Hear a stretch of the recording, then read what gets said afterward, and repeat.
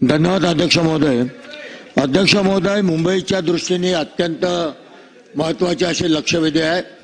अध्यक्ष महोदय, मुंबईतल्या जवळजवळ 16,000 मोडकळीस आलेल्या उपकरप्राप्त इमारती आहेत आणि ह्या उपकरप्राप्त इमारती दर पावसाळ्यामध्ये कुठे ना कुठे पडते, जीवितहानी होते, वित्तहानी होते आणि याकरता सातत्याने या सभागृहातले आमदार आवाज उठवत असतात।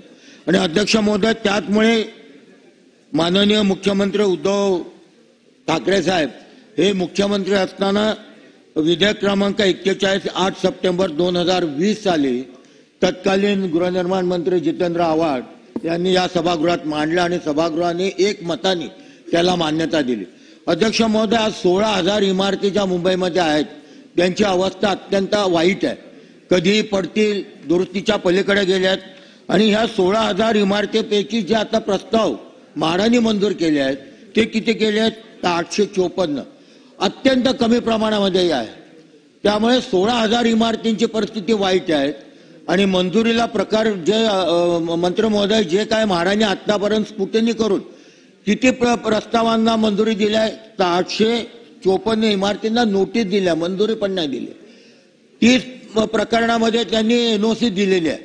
16,000 इमारती आणि 2020 साली हा आपण इथे विधेयक पास केलं। आज 5 वर्ष झाली। 5 वर्षामध्ये आपण किती इमारतींना एनओसी दिली? तर 30 इमारतींना। 16,000 इमारतींना द्यायला किती वर्ष लागतील याचा गणित बघा। आणि माझी विनंती आहे, म्हाडाच्या अधिकाऱ्यांची एक बैठक लावा साहेब। याच्यामध्ये निव्वळ हा एवढाच विषय नाही, ते विषय अतिशय गंभीर आहे।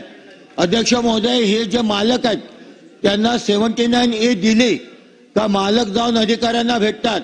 79B खरं म्हणजे नियम असा आहे 6 महिन्याच्या नंतर 79B द्यायला पाहिजे, पण 79B द्यायला एक 1.5 वर्ष लावतात, कारण मालक ते देऊन देत नाहीत।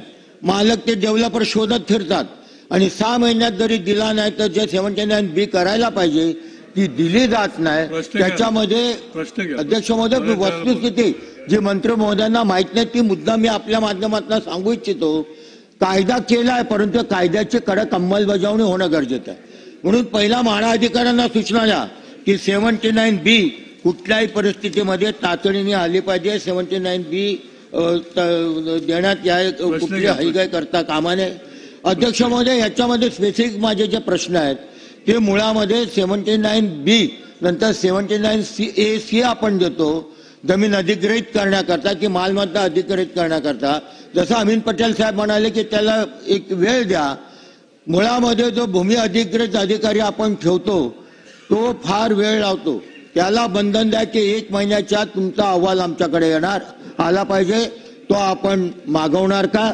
या इमारतींचा प्रस्ताव जोपर्यंत पुनर्विकासाचा येत नाही तोपर्यंत माझा प्रश्न क्रमांक 2 आहे, या इमारतींच्या दुरुस्ती करता माननीय अध्यक्षांनी एकदा ह्या सभागृहामध्ये 400 कोटी रुपयाची मागणी केली होती।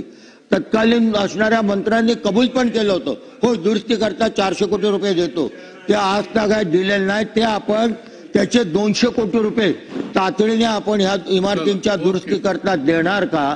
आणि माझा प्रश्न क्रमांक 3, या सगळ्या कारवाई करता आपण एक बैठक घेऊन म्हाडा अधिकाऱ्यांना एक बंधन घालणार का की ह्या प्रस्ताव आल्याबरोबर 6 महिने झाल्याबरोबर ताबडतोब स्ट्रक्चरल ऑडिट करून तातडीने 79B देऊन त्याच्यावर कारवाई आपण करायला लावणार का? असे 3 स्पेसिफिक प्रश्न मी या संदर्भात आपल्याला विचारतो।